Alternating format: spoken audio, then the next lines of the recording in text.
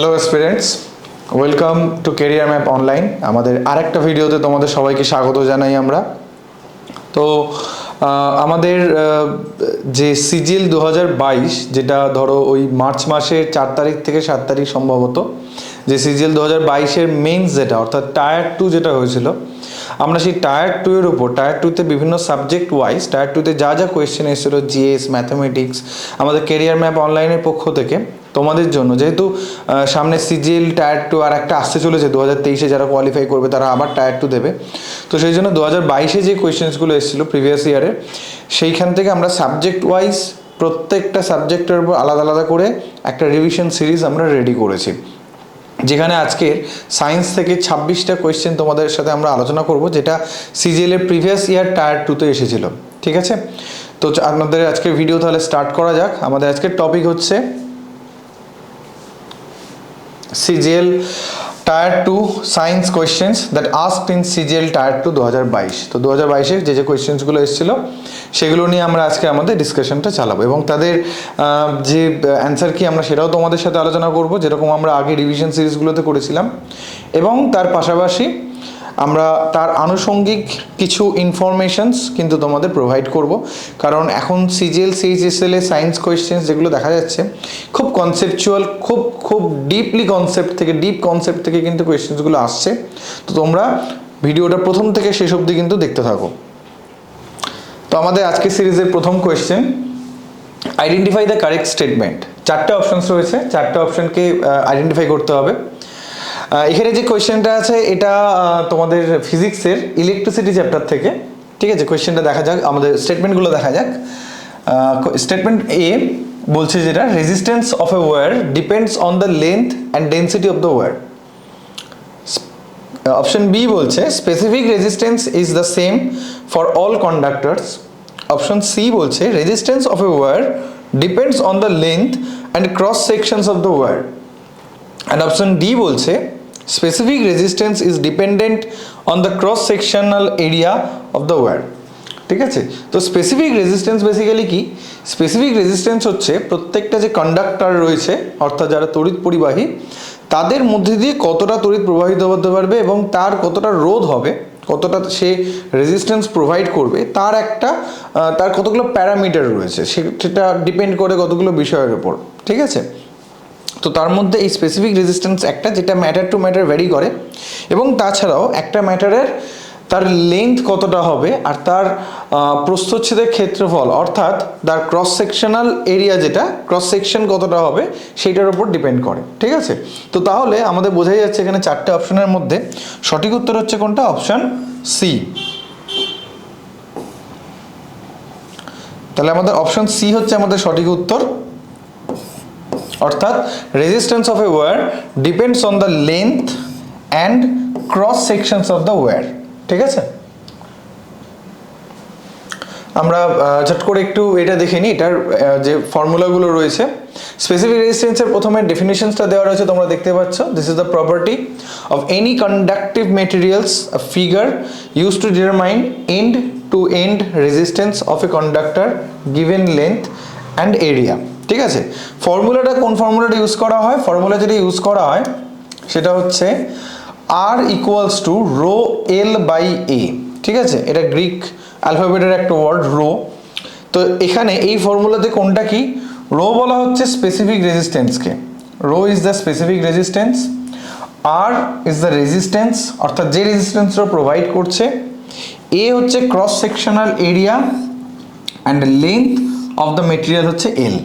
ঠিক আছে, তাহলে এটা থেকে আমরা বুঝতেই পারছি এল এর সাথে বেসিক্যালি রেজিস্ট্যান্সের রিলেশনটা কীরকম, লেন্থ যত বাড়ে রেজিস্ট্যান্স তত বাড়ে, এবং এরিয়ার সাথে রেজিস্ট্যান্সের রিলেশনটা কীরকম, এরিয়া যত বাড়ে লেন্থ কিন্তু তত কমতে থাকে। ক্রস সেকশনের এরিয়া অর্থাৎ তারটা যত মোটা হয়, একটা ওয়্যার, কন্ডাক্টিভ ওয়্যার যত মোটা হবে তার রেজিস্ট্যান্স তত কম হবে, সেটা যত সরু হবে তার রেজিস্ট্যান্স কিন্তু তত হাই হবে। যে কারণে যে সকল তারগুলোর মধ্যে হাই রেজিস্ট্যান্স অ্যাপ্লাই করা হয় সেগুলো কিন্তু ইউজুয়ালি খুব সরু হয় এবং কয়েলড করা থাকে। তার কারণ ওটার লেন্থটা যতটা সম্ভব বৃদ্ধি করা যায়, যতটা সম্ভব বাড়ানো যায়।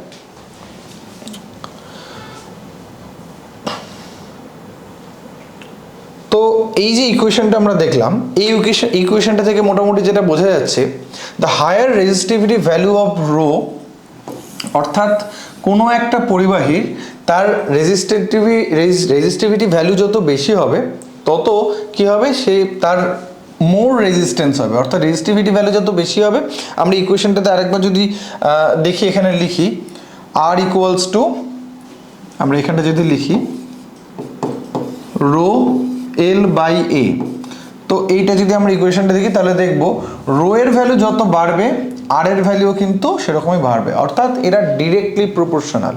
একই রকমভাবে রো এর ভ্যালু যত কম হবে আর এর ভ্যালু তত কমবে। এবারে একটা জিনিস তোমরা খেয়াল করে দেখো, রেজিস্টিভিটি বা রেজিস্ট্যান্স বলতে কি বোঝায়, যে একটা কন্ডাক্টর সে কতটা বাধা দিতে পারবে, যত বেশি সে বাধা দেবে তার ভিতর দিয়ে তড়িৎ চালনা হওয়াটা, ইলেকট্রিসিটি পাস করাটা কিন্তু তত ডিফিকাল্ট হবে, অর্থাৎ তার কন্ডাক্টেন্স কিন্তু কমবে, তার পরিবাহিতার ক্ষমতাটা কিন্তু কমবে। ঠিক আছে, তো সেদিক থেকে মাথায় রাখতে হবে, রোধ যত কমবে, রেজিস্ট্যান্স যত কমবে, কন্ডাক্টিভিটি কিন্তু তত বাড়বে। ঠিক আছে, রোধ যত বাড়বে কন্ডাক্টিভিটি তত কমবে, কন্ডাক্টেন্স তত কমবে, অর্থাৎ এটা একটা ভাইস ভার্স রিলেশন আছে, এটা একটা এক ধরনের ইনভার্সলি প্রপোর্শনাল রিলেশন। তাহলে যার রেজিস্টিভিটি যত বেশি, যার এই রেজিস্ট্যান্স যত বেশি, রেজিস্টিভিটি যত বেশি, তার কন্ডাক্টেন্স কিন্তু তত কম। ঠিক আছে, তো একটা এক্সাম্পল যেমন এখানে দেওয়া রয়েছে, the resistivity of a good conductor, ভালো কন্ডাক্টর হলে ফর এক্সাম্পল কপার, সিলভার, এদের ক্ষেত্রে যদি দেখা যায়, তো এদের যে এটা হচ্ছে সেটা আসছে, ভ্যালুটা আসছে 1.72 ইন্টু 10⁻⁻⁸, এদের রেজিস্টিভিটি আসছে 1.72 ইন্টু 10⁻⁸ ওহম মিটার। এটা খেয়াল করে রাখো সবাই, ইউনিটটা ওহম মিটার হচ্ছে এটার কিন্তু ইউনিট। আমরা আগের যে স্লাইডটা দেখিয়েছিলাম ওখানেও দিয়ে দিয়েছিলাম, এখানে নিচে লেখা ছিল SI unit of specific resistance হচ্ছে ওহম মিটার। ঠিক আছে, তো আমরা আবার ওই আলোচনাতে ফিরে যাই, সরি। তো এখানে আমরা যেটা দেখতে পাচ্ছি যে কপারের কিন্তু যে রেজিস্টিভিটি সেটা 1.72 ইন্টু 10⁻⁸ ওহম মিটার। অন্যদিকে আমরা যদি একটা পোর কন্ডাক্টর বা একটা ইনসুলেটরের ক্ষেত্রে যদি দেখি, ফর এক্সাম্পল এয়ার, তার রেজিস্টিভিটি আসছে 1.5 ইন্টু 10⁻14, তাহলে এখানে দেখো 10⁻⁸ মাল্টিপ্লাই হচ্ছে, এখানে 10⁻14 মাল্টিপ্লাই হচ্ছে। ঠিক আছে, বা 150 ট্রিলিয়ন ন্যানো ওহম মিটার। ঠিক আছে, যেখানে এর ক্ষেত্রে ছিল এটা 17.2 ন্যানো ওহম মিটার কপারের ক্ষেত্রে, সেখানে এয়ারের ক্ষেত্রে এই রেজিস্টিভিটিটা 150 ট্রিলিয়ন ন্যানো ওহম মিটার। মানে বোঝাই যাচ্ছে রেজিস্ট্যান্সটা কতটা বেশি, এবং যেহেতু রেজিস্ট্যান্স খুব বেশি, রেজিস্টিভিটিটা খুব বেশি, ওর রেজিস্ট্যান্সটাও বেশি, এবং সেই কারণে ওর ভিতর দিয়ে কিন্তু ইলেকট্রিসিটি এয়ারের মধ্যে দিয়ে চলাচল করতে পারে না। ঠিক আছে, অর্থাৎ ওর কন্ডাক্টিভিটি কিন্তু খুব লো। অন্যদিকে সিলভারের ক্ষেত্রে আমরা যেটা দেখবো, সিলভার বা কপারের ক্ষেত্রে যাদের রেজিস্টিভিটিটা এতটা কম, তাদের কিন্তু কন্ডাক্টিভিটিটা আবার খুব বেশি হবে। ঠিক আছে, তো আমাদের এখানে কতগুলো মেটেরিয়ালসের এবং কিছু কন্ডাক্টর, কিছু অ্যালয়, কিছু ইনসুলেটর যাদের রেজিস্টিভিটিটা দেওয়া রয়েছে, রিলেটিভ যাদের যে রেজিস্টিভিটি যেটা আসছে, ফর এক্সাম্পল সব থেকে বেশি দেখা রয়েছে দেখো এখানে সিলভারের 1.60 ইন্টু 10⁻8, এগুলো যা রয়েছে সব কিন্তু ওহম মিটারের রয়েছে। ঠিক আছে, যা রয়েছে সব কিছু ওহম মিটারের রয়েছে। তো এখানে সিলভারের রেজিস্টিভিটি রয়েছে 1.60 ইন্টু 10⁻⁸ ওহম মিটার, কপারের 1.62 ইন্টু 10⁻⁸ ওহম মিটার। অর্থাৎ যত উপর থেকে আমরা নিচে নামবো তত কিন্তু আস্তে আস্তে কমবে। ঠিক আছে, তো এখান থেকে তোমরা আর একটা কোয়েশ্চেনের অ্যান্সার পেয়ে যাচ্ছ, হাইয়েস্ট রেজিস্টিভিটি কার? হাইয়েস্ট রেজিস্টিভিটি এখান থেকে পাওয়া যাচ্ছে সিলভারের, সরি ভুল বললাম, লোয়েস্ট রেজিস্টিভিটি কার? লোয়েস্ট রেজিস্টিভিটি এখান থেকে পাওয়া যাচ্ছে সিলভারের। হাইয়েস্ট কন্ডাক্টেন্স, যা সব থেকে ভালো গুড কন্ডাক্টর যায় সে হচ্ছে সিলভার, কারণ ওর রেজিস্টিভিটি সব থেকে কম, দ্যাটস ওয়াই সিলভার কিন্তু সব থেকে ভালো কন্ডাক্টর। ঠিক আছে, তাহলে রেজিস্টিভিটি অ্যান্ড কন্ডাক্টেন্স এদের মধ্যে রিলেশনটা কি ঠিক উল্টো, একটা বাড়লে আরেকটা কমবে, ইনভার্সলি প্রপোর্শনাল। ওকে, তো আশা করি এই জায়গাটা তোমাদের ক্লিয়ার হয়েছে। এখানে ফর্মুলার ইকুয়েশনটাও তোমরা বুঝতে পেরেছো। আমরা চলে যাব আমাদের এরপরে পরবর্তী প্রশ্নে। তোমরা চাইলে এই যে পেজটা রয়েছে এই পোর্শনটুকু একটা স্ক্রিনশট নিয়ে রেখে দিতে পারো। আমরা চলে যাই আমাদের নেক্সট কোয়েশ্চেনে। নেক্সট কোয়েশ্চেন কি বলছে, which scientist suggested that the magnet must also exert an equal and opposite force on the current carrying conductor. এটাও ইলেকট্রিক কারেন্ট থেকে একটা কোয়েশ্চেন, ইলেকট্রোম্যাগনেটিজমের উপর এই কোয়েশ্চেনটা। চারটে options, Michael Faraday, Andre Marie Ampere, Joseph Henry and William Gilbert. তো এখানে আমাদের সঠিক উত্তর হচ্ছে option B, Andre Marie Ampere. Andre Marie Ampere একজন ফ্রেঞ্চ সায়েন্টিস্ট ছিলেন, যিনি ওই 1820 সাল নাগাদ সেই সময় তিনি এই জিনিসটা আবিষ্কার করেন। অ্যাকচুয়ালি এটা সূচনাটা হয়েছিল ওরস্টেড নামে একজন সায়েন্টিস্টের হাত ধরে, ওই প্রায় একই সময় 1820 কি তার আশেপাশে ওই রকম সময় ওরস্টেড প্রথম অবজার্ভ করলেন, একদম অ্যাক্সিডেন্টালি এটা দেখেছিলেন যে যখন একটা তারের মধ্যে দিয়ে, একটা ওয়্যারের মধ্যে দিয়ে যখন আমরা ইলেকট্রিসিটি পাস করাচ্ছি, তখন সেই তারটার চারপাশে কিন্তু একটা ম্যাগনেটিক ফিল্ড ক্রিয়েট করছে, একটা ম্যাগনেটিক ফিল্ড জেনারেট করছে, যেটার একটা লও আছে যে যদি আমরা আমাদের ডান হাতটাকে এইরকমভাবে ধরি এবং আমাদের এই যে আমাদের থাম্ব, যেটা রাইট হ্যান্ড থাম্ব যদি ইলেকট্রিক কারেন্ট পাস করার ডিরেকশনটাকে এটা ইন্ডিকেট করে, তাহলে ম্যাগনেটিক ফিল্ডটা ইন্ডিকেটেড হবে আমাদের এই বাকি যে ফিঙ্গার্সগুলো রয়েছে, বাকি ফিঙ্গার্সগুলো ডিরেকশনের দিকে। ঠিক আছে, অর্থাৎ যদি ছবিটা আমরা দেখি তাহলে দেখতে পাবো এইরকমভাবে যদি ইলেকট্রিসিটি পাস করে তাহলে যে ম্যাগনেটিক ফিল্ডটা এইরকমভাবে কাজ করবে তাকে ঘিরে। তো এটা ওরস্টেড আবিষ্কার করেছিলেন। তারপরে অ্যান্ড্রে ম্যারি অ্যাম্পিয়ার তিনি দেখালেন যে সেমভাবে, ঠিক যেরকমভাবে একটা অ্যাকশনস কাজ করছে ম্যাগনেটের ওপর, এবং যেটা দেখা গেল যে এর কাছে যদি আমরা ম্যাগনেট রাখি, সেই ম্যাগনেটটা তার ডিরেকশনটা চেঞ্জ হচ্ছে এই ম্যাগনেটিক ফিল্ডের কারণে। একই রকমভাবে ম্যাগনেটিক ফিল্ডটাও কিন্তু ওই ইলেকট্রিক যে ওয়্যারটা যাচ্ছে, যে কন্ডাক্টরটা যাচ্ছে, তার উপর কিন্তু একটা এফেক্ট ফেলছে। সেইটা প্রথম অবজার্ভ করলেন অ্যাম্পিয়ার। ঠিক আছে, একটা অপোজিট ফোর্স বলা যেতে পারে, একটা অপোজিট ফোর্স কাজ করছে এখানে ওই ওয়্যারটার ওপরে। তো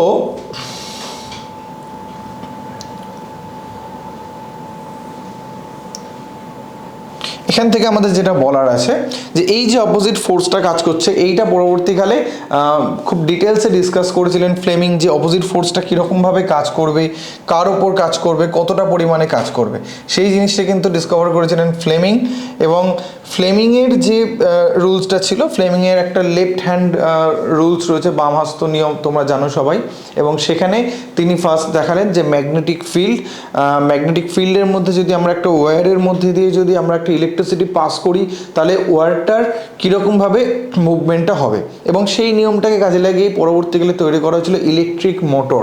তোমরা যদি কখনো ইলেকট্রিক মোটরের যে ভিতরে কনফিগারেশনসটা দেখো, তো সেখানে দেখবে কিন্তু একটা ম্যাগনেটিক ফিল্ড ক্রিয়েট করা হয়েছে দুটো ম্যাগনেট দিয়ে, তার ভিতরে একটা কপার ওয়্যার খুব কয়েল করে জড়ানো রয়েছে, এবং ওয়্যারটা এমনভাবে সেট আপ করা যাতে ওটা ফ্রিলি মুভ করতে পারে। তো ওর ভিতর দিয়ে ইলেকট্রিসিটি পাস করলেই ওটা একটা ইলেকট্রিক কন্ডাক্টরে কনভার্ট হয়ে যাচ্ছে, এবং তখন ওই ম্যাগনেটের যে এফেক্ট, সেই ম্যাগনেটের এফেক্টে কিন্তু কন্ডাক্টরটা ওটা মুভ করছে। ঠিক আছে, ওটা ঘুরতে থাকে। তো সেটাকেই আমরা কাজে লাগাই আমাদের সুবিধার্থে।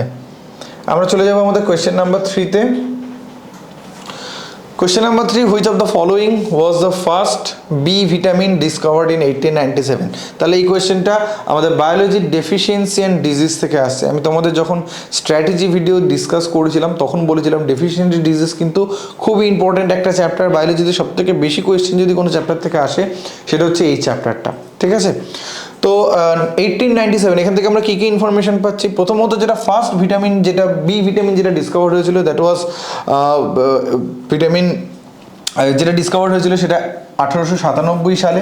ঠিক আছে, তো এখান থেকে আমরা যেটা পাচ্ছি, এটা ডিসকভার যেটা হয়েছিল তার নাম হচ্ছে কোনটা? তার নাম হচ্ছে থিয়ামিন। ঠিক আছে, বেসিক্যালি থিয়ামিন এখানে অপশনটা এরকমভাবে রয়েছে। আসলে ভিটামিনটার আরেকটা নাম যেটা নামে আমরা জানি সেটা হচ্ছে ভিটামিন B1। ঠিক আছে, এবং যেহেতু প্রথম আবিষ্কার করা বি ভিটামিন, দ্যাটস ওয়াই এটাকে বলা হয় ভিটামিন B1। ঠিক আছে, তাহলে আমাদের সঠিক উত্তর হচ্ছে থিয়ামিন। আচ্ছা, তো দেখে নিই একটু থিয়ামিনের ব্যাপারে। থিয়ামিনকে বলা হয় ভিটামিন B1 কেন? কারণ এটা বললাম যেটা ফার্স্ট ভিটামিন বি যেটা ডিসকভার করা হয়েছিল। ঠিক আছে, এটা প্ল্যান্টস অ্যানিমেলস সকলের দেহেই এই ভিটামিনটা দেখতে পাওয়া যায়। আর আরেকটা যেটা, এটা মূলত ক্রুশিয়াল রোল প্লে করছে কিসে? এটা কার্বোহাইড্রেটকে কে চেঞ্জ করছে এনার্জিতে। সেলের ভিতরে কার্বোহাইড্রেট মেটাবলিজমে কিন্তু ভিটামিন B1 খুব ইম্পর্টেন্ট একটা রোল প্লে করে। এখান থেকে আরেকটা ইম্পর্টেন্ট পয়েন্ট যেটা তোমরা মাথায় রাখবে, ডেফিসিয়েন্সি অফ ভিটামিন B1 যেটা হচ্ছে বেরি সিভিয়ার ডেফিসিয়েন্সি যখন হয় ভিটামিন B1 এর, তখন কিন্তু এই ডিজিজটা আসে ভিটামিন B1 এর ডেফিসিয়েন্সিতে বেরি। আর আমরা কোয়েশ্চেনটাতে আরেকবার যাই। বাকি যে আমাদের চারটে অপশন ছিল, এই চারটে অপশনও কিন্তু বি ভিটামিনের মধ্যেই পড়ে, যার মধ্যে মনে রাখতে হবে যেটা যে এই ফোলেট, যেটা ফোলেটটা বেসিক্যালি কি, ফোলেটের রাসায়নিক নাম কি, যেমন ভিটামিন এই আমাদের থিয়ামিন যেটা, সেটা হচ্ছে ভিটামিন B1 এর রাসায়নিক নাম হচ্ছে থিয়ামিন, সেরকম ফোলেট কার রাসায়নিক নাম, ফোলেট রাসায়নিক নাম হচ্ছে ভিটামিন B9 এর। ঠিক আছে। বায়োটিন যদি দেখা যায়, বায়োটিন হচ্ছে ভিটামিন B7 এর রাসায়নিক নাম, এবং রাইবোফ্লাভিন যেটা, রাইবোফ্লাভিন হচ্ছে ভিটামিন B2 এর রাসায়নিক নাম। ঠিক আছে। তো এই প্রত্যেকটা ভিটামিনের কিন্তু রাসায়নিক নামগুলো আমাদের মনে রাখতে হবে। ঠিক আছে। আমরা ডিসকভারির হিস্ট্রিটা একটু দেখি। তো ডিসকভারি হিস্ট্রিটা যদি দেখা যাচ্ছে ভিটামিন বি এর, তো সেক্ষেত্রে দেখতে পাবো 1897-এ ডক্টর ক্রিশ্চিয়ান এইস্কম্যান, একজন ডাচ ফিজিশিয়ান যিনি তখন জাভাতে ছিলেন, তিনি সবার ফার্স্ট রিপোর্ট করলেন এই বিষয়টা। তিনি মুরগিদের দেহে দেখতে পেলেন যে এটা এক ধরনের বেরি মানুষের যেরকম সিমটমসগুলো থাকে, সেম সিমটমস দেখা গেল ফাউলসের দেহে, মুরগিদের দেহে। এবং সেক্ষেত্রে তিনি দেখলেন যে এদের ডায়েটের মধ্যে যদি পলিশড রাইস দেওয়া যায়, ঠিক আছে, এবং এটা সাবসিকুয়েন্ট অ্যামাউন্টে যদি দেওয়া যায়, তাহলে কিন্তু এই ডিজিজটাকে প্রিভেন্ট করা যেতে পারে। এবং সেখান থেকে প্রথম একটা ভিটামিন বি তার একটা অস্তিত্ব কিন্তু প্রথম সামনে আসে। কিন্তু সবার প্রথম এটা আইসোলেট করার কাজটা যিনি করেছিলেন, তার নাম হচ্ছে উমেতারো সুজুকি, একজন জাপানি সায়েন্টিস্ট। তিনি সবার ফার্স্ট আইসোলেট করলেন ভিটামিন B1-কে কত সালে, 1910 সালে। ঠিক আছে। এবং তিনি জাপানিজ জার্নালে এটা পাবলিশ করেছিলেন সেই সময়। ঠিক আছে। এবং তিনি দেখলেন যে এটা ডিজিজ প্রিভেন্ট করার ক্ষেত্রে খুব ইম্পর্টেন্ট এক ধরনের নিউট্রিয়েন্টস কিন্তু হচ্ছে এটা ভিটামিন B1। ঠিক আছে। এবং যেহেতু প্রথম আবিষ্কার করা হলো, সেই জন্য এটার নাম হয়েছিল ভিটামিন B1। চলে আসি আমরা আমাদের নেক্সট কোয়েশ্চেনে। নেক্সট কোয়েশ্চেন কি বলছে, question number 4, which of the following option is correct regarding sexually transmitted disease or STDs? Statement A, দুটো স্টেটমেন্ট, তার মধ্যে কোনটা ঠিক? Statement number A, sexually transmitted diseases or STDs are infections transmitted from an infected persons to an uninfected persons through sexual contact. Statement B কি বলছে, statement B বলছে, তো এটা স্টেটমেন্ট এ বলছে এই কথাটা। স্টেটমেন্ট বি বলছে HIV, HPV অর্থাৎ হিউম্যান প্যাপিলোমা ভাইরাস। HIV পুরো নাম নিশ্চয়ই সবাই জানো, human immunodeficiency virus, and hepatitis B viruses is responsible for STD। ঠিক আছে, এরা STDর জন্য রেসপন্সিবল। তো এখানে চারটে options, both statements A and B are incorrect, only statement B is correct, both statement A and B are correct and only statement A is correct. তো সঠিক উত্তর কোনটা হবে? সঠিক উত্তর হবে এখানে দুটো স্টেটমেন্টই কারেক্ট, অর্থাৎ অপশন সি। তো both statements A and B আর কারেক্ট। ঠিক আছে। অর্থাৎ সেক্সুয়ালি ট্রান্সমিটেড ডিজিজ, এটা সেক্সুয়াল কন্ট্যাক্টের থ্রুতেও কিন্তু যেরকম ট্রান্সমিট করে, সেরকম HIV, HPV এবং হেপাটাইটিস বি ভাইরাস এরা কিন্তু সেক্সুয়ালি ট্রান্সমিটেড ডিজিজের জন্য রেসপন্সিবল।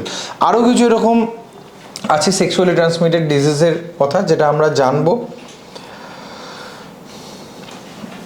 দেখে নিই আমরা আরও কিছু সেক্সুয়ালি ট্রান্সমিটেড ডিজিজ আর STDs কী কী আছে। Number 1, genital herpes, gonorrhoea, chlamydia, pubic lice, syphilis and trichomoniasis. ঠিক আছে। তো এইগুলো হচ্ছে আদার্স কিছু সেক্সুয়ালি ট্রান্সমিটেড ডিজিজেস। চলে যাই আমাদের কোয়েশ্চেন নাম্বার 5-এ। What do you call the type of drugs that mimic the natural messenger by switching on the receptors? Okay, options আছে অ্যান্টিডিপ্রেশেন্টস, ডিপ্রেশেন্টস, অ্যাগোনিস্টস অ্যান্ড অ্যান্টাগনিস্ট।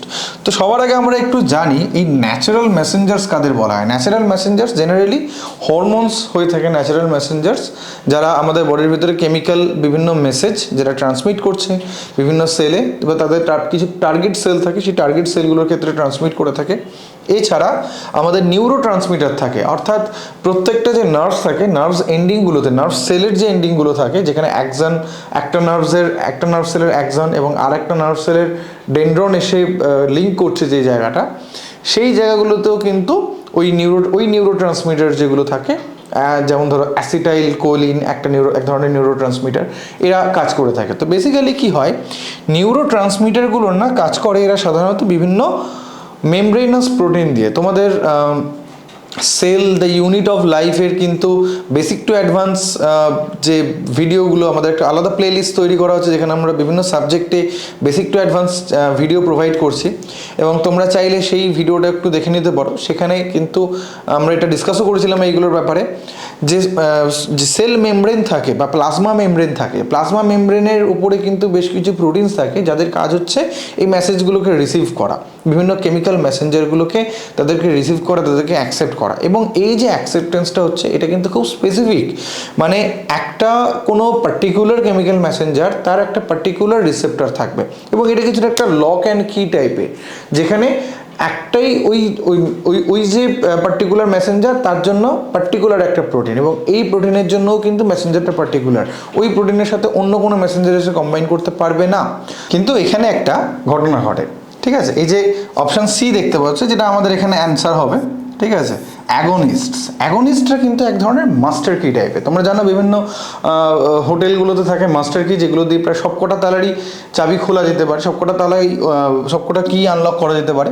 তো অ্যাগনিস্ট হচ্ছে কিছুটা এই টাইপের, যারা কি করতে পারে, যারা এই যে কেমিক্যাল মেসেঞ্জারগুলো আছে তাদের যে রিসেপ্টার্সগুলো রয়েছে, সেই রিসেপ্টার্সগুলোর সাথে কিন্তু কম্বাইন করে যেতে পারে, যে কোনো রিসেপ্টার্সের সাথে কম্বাইন করে যেতে পারে, এবং কম্বাইন করে গিয়ে কেমিক্যাল মেসেঞ্জারগুলো ওদের সাথে কম্বাইন করার চান্সটাকে কমিয়ে দেয় আস্তে আস্তে। আমরা এই সংক্রান্ত একটা ছবি একটু দেখব, তাহলে বিষয়টা আমাদের কাছে আরো ক্লিয়ার হবে। দেখো, তো অ্যাগনিস্ট বেসিক্যালি কাজ করছে এরকমভাবে, অ্যাগনিস্ট, এবং তার সাথে আমরা অ্যান্টাগনিস্টের কাজটাও দেখে নিতে পারবো। তো অ্যাগনিস্ট কীরকমভাবে কাজ করছে, এইখানে এই যে পোর্শনটা দেখা যাচ্ছে, this part is basically the proteins of cell মেমব্রেনে যে প্রোটিন, যেটা হচ্ছে রিসেপ্টরের কাজ করবে, ঠিক আছে? তো অ্যাগনিস্ট এসে রিসেপ্টরের সাথে যখন বাইন্ড করে যাচ্ছে, রিসেপ্টর তখন সেটা যার ওর যে স্পেসিফিক কেমিক্যাল মেসেঞ্জার, ও কিন্তু তার সাথে আর বাইন্ড করতে পারছে না, ঠিক আছে? এবং অ্যাগনিস্ট বাইন্ড করে অ্যাগনিস্ট তার নিজস্ব কেমিক্যাল রিয়াকশনটা কিন্তু সেলের ভিতরে তৈরি করছে, যেটা তার কেমিক্যাল যে প্রসিডিওরটা চলবে সেটাকে অ্যাক্টিভেট করছে, ফুললি অ্যাক্টিভেশন হয়ে যাচ্ছে। অ্যান্টাগনিস্ট হচ্ছে সেটাই যে অ্যাগনিস্টের এগেনস্টে কাজ করছে, নামটা শুনে বোঝা যাচ্ছে অ্যান্টি অ্যাগনিস্ট। তো অ্যান্টাগনিস্ট কি করছে, অ্যান্টাগনিস্টের ক্ষেত্রে যদি আমি দেখি তাহলে দেখতে পাবো অ্যাগনিস্ট এবং অ্যান্টাগনিস্টের আগে আমরা এই পোর্শনটা বরং দেখে নিই। অ্যান্টাগনিস্ট কি করছে, অ্যান্টাগনিস্ট ও কিন্তু একই রকমভাবে এর সাথে বাইন্ড করে যেতে পারে, কিন্তু ও কোনো আর ফার্দার রিয়াকশন স্টার্ট করে না। তো ও বাইন্ড করে দেওয়ার ফলে কি হয়ে যায় না, অ্যাগনিস্ট এসে কিন্তু ওই রিসেপ্টরের সাথে আর কম্বাইন করতে পারে না। তাহলে যখন অ্যান্টাগনিস্ট নেই তখন কিন্তু অ্যাগনিস্ট এসে বাইন্ড করে যাচ্ছে, যখন অ্যান্টাগনিস্ট আছে তখন অ্যাগনিস্ট আর বাইন্ড করতে পারবে না। যখন অ্যান্টাগনিস্ট এবং অ্যাগনিস্ট দুজন একসাথে আসছে তখন এরা এসে এই জায়গাটা ব্লক করে দেয়, তার ফলে কারোরই কাজটা সেরকমভাবে হয় না, তখন ভিতরে যে কেমিক্যাল মেসেঞ্জার সিস্টেমটা সেটা কম অ্যাক্টিভ হয়ে থাকে। আমরা একটু ডেফিনেশনসটা দেখে নিই, অ্যান্টাগনিস্ট কাদের বলা হচ্ছে, তাহলে অ্যাগনিস্ট অ্যান্টাগনিস্টের ডেফিনেশনটা। তো against is a substance that mimics the actions of neurotransmitter or hormone or to produce a response when it binds to a specific receptor in the brain. Opioid drugs for example heroins বা methadone, এগুলো কিন্তু একটা টাইপের against হিসেবে কাজ করছে, ঠিক আছে? এগুলো প্রডিউস করছে এরকম কিছু রেসপন্স, ফর এক্সাম্পল ধরো লাইকিং, অ্যানালজেসিয়া মানে যেখানে আমাদের কিন্তু পেইনস বা এই ধরনের সরো, এই যে অনুভূতিগুলো এগুলো কিন্তু আস্তে আস্তে হারিয়ে যায়, ঠিক আছে? অ্যানালজেসিয়া সেই ধরনের, রেসপিরেটরি ডিপ্রেশনস, ঠিক আছে? তো এইগুলো কিন্তু এই ধরনের অ্যাগনিস্ট ড্রাগসগুলো ক্রিয়েট করছে। অন্যদিকে অ্যান্টাগনিস্ট কি বলছে, and antagonist is a medications that typically binds to receptor without activating them. রিসেপ্টরের সাথে বাইন্ড করছে বাট রিসেপ্টরকে অ্যাক্টিভেট করছে না, বাট ইনস্টেড এটা কি করছে, রিসেপ্টরের এবিলিটিটাকে ডিক্রিজ করে দিচ্ছে, কি জন্য, to be activated by another agonist. কোনো অ্যাগনিস্টের সাথে যাতে এটা বাইন্ড করতে না পারে তার জন্য কিন্তু ওর এবিলিটিটাকে কমিয়ে দিচ্ছে। আচ্ছা, আর যে দুটো অপশন ছিল তোমাদের মনে আছে ওখানে নিশ্চয়ই ডিপ্রেশেন্ট এবং অ্যান্টি ডিপ্রেশেন্টস। ডিপ্রেশেন্ট অ্যান্টি ডিপ্রেশেন্টের এই যদি দেখি, depressions affect the central nervous system, আমাদের সেন্ট্রাল নার্ভাস সিস্টেম সিএনএসকে অ্যাফেক্ট করছে, অর্থাৎ ব্রেন এবং স্পাইনাল কর্ড এই দুটোকে অ্যাফেক্ট করছে, slowing down the message between brains and body. আর কি, they can affect the affect concentrations and coordination, slow down a person's ability to respond to unexpected situations. ঠিক আছে, অর্থাৎ যারা এই ডিপ্রেশনসগুলো যদি আমরা টেক আপ কেউ যদি নেয় তাহলে তার মধ্যে কিন্তু তার যে নর্মাল কোঅর্ডিনেশনস, তার যে নর্মাল রিফ্লেক্স, এইগুলো কিন্তু আস্তে আস্তে আস্তে আস্তে কমে যাবে। ঠিক আছে, অ্যান্টি ডিপ্রেশনস হচ্ছে এটা common prescription medications that can help to treat depressions and other conditions like anxiety বা কোনো অবসেসিভ কম্পালসিভ ডিসঅর্ডার, এইগুলো যদি থাকে সেগুলোকে কিন্তু অ্যান্টি ডিপ্রেশনসরা ট্রিট করে, ট্রিটমেন্টে সেখানে ইউজ হয়। চলে আসবো আমরা আমাদের নেক্সট কোয়েশ্চেনে। আচ্ছা, তার আগে আমরা অ্যাগনিস্ট, অ্যান্টাগনিস্ট, ডিপ্রেশন, অ্যান্টি ডিপ্রেশনটা কতগুলো এক্সাম্পল একটু দেখে নিই। ঠিক আছে, এক্সাম্পলগুলো দেখে রাখবে, কারণ এখন যা কোয়েশ্চেন প্যাটার্ন কিন্তু হচ্ছে এই ধরনেরগুলোও কিন্তু আসতে পারে, এবং শুধু যে এটা টায়ার 2তে এসছে বলে টায়ার 1-এ আসবে না তা কিন্তু নয়। ঠিক আছে, রিসেন্ট CHSL যেটা রিসেন্টলি হয়ে গেল, এটা কিন্তু সবথেকে বড় উদাহরণ আমাদের কাছে যে কোয়েশ্চেনের কিন্তু কোনো ডাইমেনশন নেই, কোনো আমাদের কোনো মাপজোক নেই, কোনো সীমা পরিসীমা নেই, যেখান থেকে ইচ্ছা দিতে পারে। তো সুতরাং কোনো একটা কোয়েশ্চেন যদি আমরা পড়ি তার সংক্রান্ত যতটা সম্ভব নলেজ আমরা অ্যাকোয়ার করতে পারবো তত আমাদের লাভ।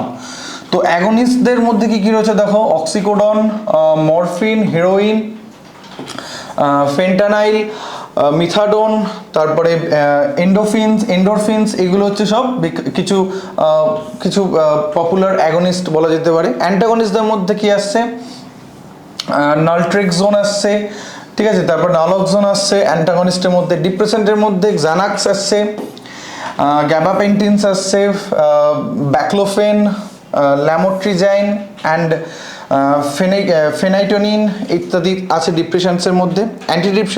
অ্যান্টি ডিপ্রেশন যারা, তাদের মধ্যে কি কি রয়েছে, ফ্লোক্সেন্টিন, সাইটালোপ্রাম,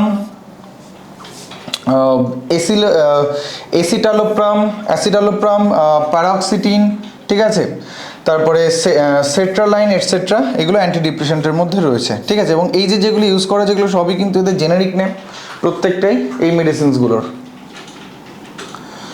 চলে আসি এবার আমরা আমাদের নেক্সট কোয়েশ্চেনে। Deficiency of which of the following vitamins causes excessive bleeding from the wounds. ঠিক আছে, তো এক্ষেত্রে চারটে options, vitamin D, vitamin E, vitamin A এবং ভিটামিন কে। তো আমাদের এখানে সঠিক উত্তর হচ্ছে ভিটামিন কে, যেটা ব্লাড ক্লট করে, ব্লাড ক্লটিংয়ে হেল্প করে, খুব ইম্পর্টেন্ট রোল প্লে করে। তার সাথে সাথে ভিটামিন ডি এটাও মনে রাখবে, ভিটামিন ডি এটা আমাদের বোন ডেন্সিটি ইনক্রিজ করতে হেল্প করে। ভিটামিন ই যেটা রয়েছে সেটা হচ্ছে সাধারণত বন্ধ্যাত্ব প্রতিরোধ করে। ঠিক আছে, এবং ভিটামিন এ আমাদের দৃষ্টিশক্তি ভালো করে, যার অভাবে আমাদের রাতকানা রোগ হয়। আমরা একটু ডিটেলস দেখে নিই, যেখানে ভিটামিন কে নামটা মনে রাখবে, ফাইলোকুইনন। ঠিক আছে, that helps to make various proteins that are needed for blood clotting. ঠিক আছে, and the building of bones. Prothrombin, আমরা জানি ব্লাড ক্লটিং যখন হয় প্রথমবিন নামে একটা সাবস্টেন্স, এক ধরনের প্রোটিন রিলিজড হয়। ঠিক আছে, যে প্রথমবিন থেকে পরবর্তীকালে ফাইব্রিনোজেন ফর্ম করে, যেটা ফার্দার ব্লাড ক্লটিংয়ে হেল্প করে। Prothrombin is a vitamin K dependent protein directly involved with the blood clotting. এছাড়া অস্টিওক্যালসিন নামে আর একটা প্রোটিন আছে, যে প্রোটিনটা কিন্তু ভিটামিন কে প্রয়োজন হয় এই প্রোটিনটাকে প্রডিউস করতে গেলে। চলে আসি আমাদের নেক্সট কোয়েশ্চেনে, question number 7। Light bulb working on a 18 volt battery draws a current of 3 angstrom. What will be the resistance of the bulb? ঠিক আছে, এটাও ইলেকট্রিক কারেন্টের কোয়েশ্চেন্স, এবং ইলেকট্রিক কারেন্টের কোয়েশ্চেন্স মানে এখান থেকে আমাদের একটা ফর্মুলা লাগবে, যে ফর্মুলাটা হচ্ছে ওহমস ল। ফর্মুলা না, একটা ল। তো ওহমস ল কি বলছে?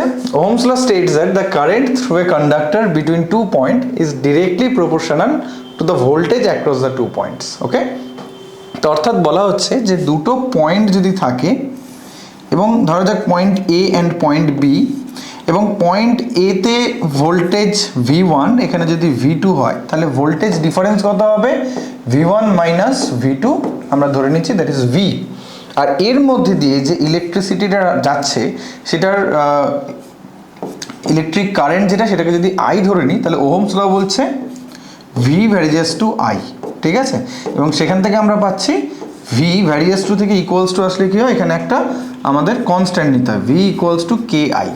ঠিক আছে, এই কনস্ট্যান্টটাই হচ্ছে রেজিস্ট্যান্স, এটাকে আমরা পরে R দিয়ে এক্সপ্রেস করি, এবং সেই ফর্মুলাটাই এখান থেকে আসছে, V is equals to RI। ঠিক আছে। তো এইটা হচ্ছে ওহমস লয়ের ম্যাথমেটিক্যাল ডিপিকশনস বলা যেতে পারে, V equals to R I. তো এটা যদি পাই, এবার আমরা কোয়েশ্চেনটা আরেকবার একটু দেখি। কোয়েশ্চেনে আমাদের জানতে চাইছে what will be the resistance. তাহলে চলে যাই আমরা আবার ওহমস ফর্মুলায়, কি বলা হচ্ছে, V equals to R I, তাই তো। তাহলে V equals to R I যদি হয়, তাহলে আর ইকুয়ালস টু হবে ভি বাই আই। তাহলে এবারে জাস্ট কি করবো, আমরা ডেটাটা পুট করে দেবো, ডেটাটা পুট করে দিলেই পেয়ে যাব। তাহলে ভি কত বলেই দিয়েছে 18 ভোল্ট, সো 18 বাই আই কত বলে দেওয়া হয়েছে 3 অ্যাম্পিয়ার, 18/3 ইকুয়ালস টু 6 হচ্ছে এটার রেজিস্ট্যান্স, ইকুয়ালস টু 6। ইউনিট কি, রেজিস্ট্যান্সের ইউনিট আমরা জানি ওহম, যেটাকে এইভাবে লেখা হয়। তাহলে অ্যান্সার হবে অপশান এ 6 ওহমস।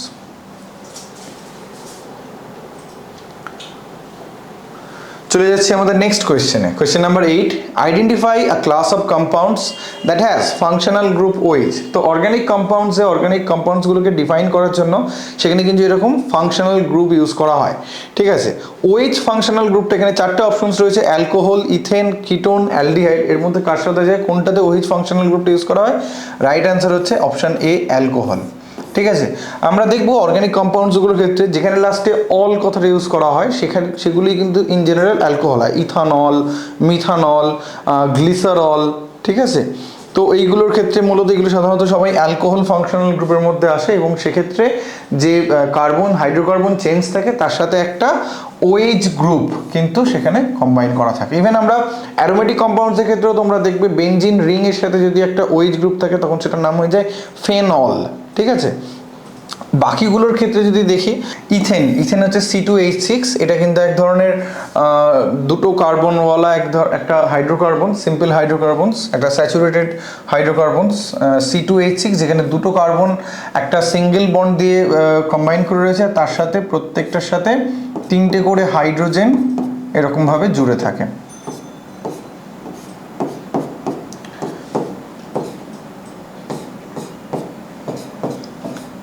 এবং অর্গানিক কেমিস্ট্রিতে মিথেনের পরেই যদি সিম্পলিয়েস্ট অর্গানিক কম্পাউন্ডস বলা যায় সেটাও কিন্তু ইথেন। কিটোন একটা ফাংশনাল গ্রুপ যার ফর্মুলা হচ্ছে C+O। বেসিক্যালি এখানে কি হয়, এখানে C+O একটা থাকে, আর তার সাথে দুদিকে দুটো হাইড্রোকার্বনস বা আদার্স কোনো আর গ্রুপ, R1 R2 যেভাবে আমরা রিপ্রেজেন্ট করি, R1 R2 গ্রুপ কিন্তু কম্বাইন করে থাকে। আর তারপরে আসছে অ্যালডিহাইড হচ্ছে CHO, এখানে কার্বন, হাইড্রোজেন, অক্সিজেন নিয়ে তৈরি হচ্ছে একটা অ্যালডিহাইড গ্রুপ, আর তার সাথে এদিকে R1 গ্রুপ বা ভ্যারিয়েবল গ্রুপ যেটা কম্বাইন করে থাকছে। তোমরা বায়োলজিতে কমপ্লেক্স কার্বোহাইড্রেট যখন করেছো সেখানে, বা কমপ্লেক্স বা মনোস্যাকারাইড যখন করেছো, সেখানে গ্লুকোজ ফ্রুক্টোজের নাম শুনেছো। গ্লুকোজ ফ্রুক্টোজ কিন্তু এক ধরনের আইসোমার, যে আইসোমার অর্থাৎ এদের রাসায়নিক সংকেত কিন্তু একই রকম, কিন্তু এদের যদি আমরা স্ট্রাকচারাল ওরিয়েন্টেশন দেখি সেটা কিন্তু একটু আলাদা হয়, ঠিক আছে। তার কারণটা কি, তার কারণটা হচ্ছে ফ্রুক্টোজ যদি দেখা যায় সেখানে একটা কিটোন গ্রুপ থাকে, গ্লুকোজে থাকে একটা অ্যালডিহাইড গ্রুপ, ঠিক আছে। নেক্সট কোয়েশ্চেনে আসি আমরা, question number 9, which law studied in the year 1787।